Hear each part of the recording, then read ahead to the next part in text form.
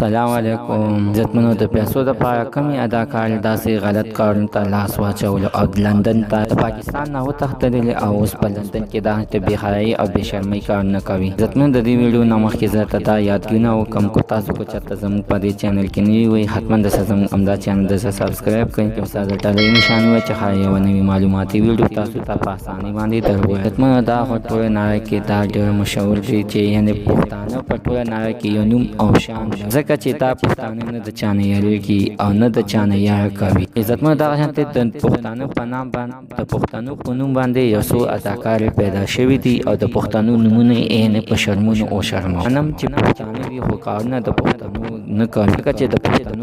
د پښتنو په نړۍ کې داسې یو نوم و.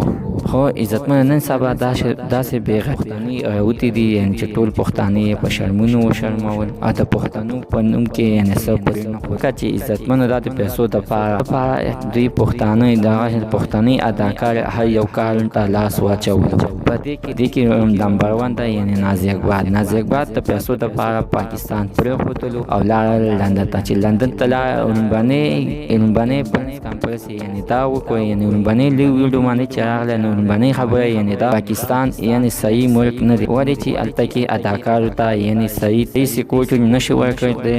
او نه ورته صحیح د په سترګو باندې سړی ګوري. نو عزتمنو زما دې ته یو دا خواست دی چې یعنې ته ډمه اوسه ځکه چې د پاکستان نوم به هېڅکله خو نه بدناموي. ته د ټولو نه غټ بېغیرت کارونه دا کړي دي چې یعنې ولې اوس په لندن کې دلته بې حیایي بې شرمۍ کارونه کوي. ته په ټولې نړۍ کې دا پښتنو ته د دې خبرې پته ده چې دا د پیسو دپاره کم کارونه ونه پیسو دپاره خپل ورته یعنې د خپل ورته لاس واچول او داسې یې ویلې چې یعنې دې زما لور سره دغه شانتې غلط کارونه کړي دي بیا دې ته سزای موت ولې میلون خو بیا ورته په خپله باندې ویلې چې دې ته سزای موت ورکړه او بیا یې دوباره ورته یعنې دا اپیل وکړو چې یعنې دې ته سزای موت مه ورکړه پرېږده او ما معاف کړو. عزتمنو دا د نازي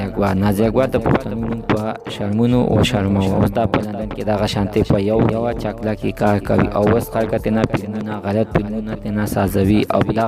دغه ویل کېږي او په دغه ذریعه باندې دا اوس پیسې ګټي. عزتمنو زموږ دا نننۍ معلومات ته د دې ځای پورې زموږ دا معلومات ستاسو خوښ شوي وي حتما دسه زموږ دا ویډیو لایک کړئ خپلو ملګرو سره شریکه کړئ او که چېرې تاسو زموږ دا چینل نوي سبسکرایب کړي دا چینل دسه سبسکرایب کړئ خوا کې ورسره د ډالۍ نښان چې دغه شانته نوي معلوماتي ویډیو تاسو ته په اسانۍ باندې دروي.